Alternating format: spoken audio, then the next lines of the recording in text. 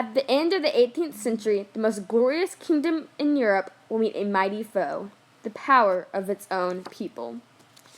The French Revolution started in 1789 and lasted until 1799. It took place in France, yet Great Britain, Austria, and America played a great role. The French Revolution began with the 7th-Year War. France lost their colonial holdings to Great Britain. King Louis XV, who was the ruler of France at the time, earned the admiration of his people in his early years, yet was later disliked because he signed a treaty that did not help his people. At the age of 15, Louis XVI got married to Duchess Marie Antoinette, who was pretty much everything wrong with the world. They got married in Versailles, a gilded, meaning full of gold, money-collecting palace that was built by Louis XIV. So, we have this king, Louis XV, who used to be on good terms with his people, but screwed that up basically. When he dies, he leaves his grandson, Louis XVI, in charge and to take his role as king at the age of 19 to 20. As an early king, Louis wants revenge for his grandfather's loss in the 7th-Year War, so he sends troops, money, and supplies to help America in their fight for independence, but ended up going bankrupt. As of right now, we have a king that was lacking social grace and didn't obtain good leadership qualities. A queen who only cares about her looks, but not much for politics, and a city heading down a path of chaos. Before I move on, keep in mind that this revolution is seen as the most violent and universally significant to many. A leading cause of social stress during the revolution was its growing population, which had risen to around 24 to 26 million. People had little food and were growing hungrier, but the monarchy was doing nothing to help them. The Age of Enlightenment was becoming popular in Paris and was teaching the people to think for themselves instead of following those of high power. This idea was revolutionary, and a man named Robespierre absorbed this knowledge, who will later show his powerful voice. Reason and science were challenging the age-old tradition of the three broken-up classes. France was organized in what was called the states. The first was the clergy, which was the ministers and the priests. The second was the nobility, which was the elites and the aristocrats. Third was everyone else. The clergy and nobility took up about 3% of the population, while everyone else took up about 97% of it. That 97% of the people in France were becoming less willing to support King Louis and his monarchy. In 1789, on May 5th, the Estates General met because of Louis's finance minister, Jacques Necker, who was well liked by the people. This meeting is the first time the representatives have been called together in 175 years. Louis claims to feel threatened by the growing radicalism in the Third Estate. He's eating away in his castle, growing fatter by the minute as his wife buys whatever she pleases. On June 13, 1789, the National Assembly, which existed until July 9, 1789, were with the revolution and was formed by the Third Estate representatives. They swore they would keep meeting until a new constitution was born. This was a revolutionary stand of defiance. On July 11th of 1789, Louis dismisses Necker and the people are not happy. Nothing is left but revolt.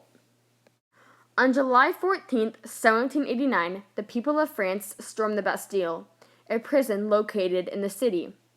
The fall of Bastille recognizes the end of the monarchy and the rise of the modern republic. The Declaration of the Rights of Man was created August 26, 1789. This was to have equal rights for everyone. This core statement of the values of the revolution impacted the development of freedom and democracy, in not just Europe, but worldwide. Later that year, on October 5th, the women of France were rioting over the scarcity of bread. They grew into a mob. Ransacking the city of Armory, they marched to Versailles, where the queen was. They attempted to kill her. Marie escapes through Louis's apartment. The next day, the royals are forced to move to Paris as the crowd carries the palace guards' heads on poles. This is one of the earliest and most significant events. In the spring of 1792, Austria fights France in honor of Louis and Marie. Robespierre claims they should not fight because the revolution could be destroyed. He gives the people a voice because after the slaughter of the battle, it is shown the people cannot manage this revolution on their own. The king and queen make a run for the Austria border, only to be stopped by guards. Louis hopes there would be a rebellion in his honor, yet is poorly mistaken and ends up being arrested and returned to Paris.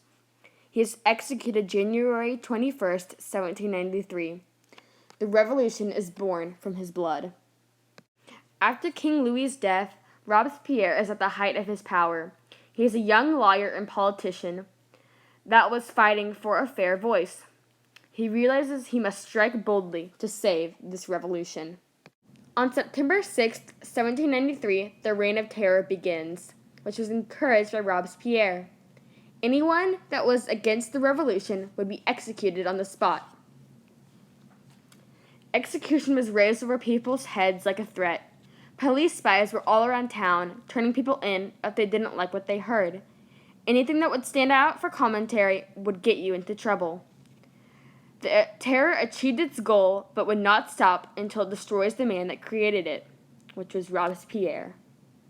On October 16, 1793, during the terror, Marie is sentenced to death the same way as her husband.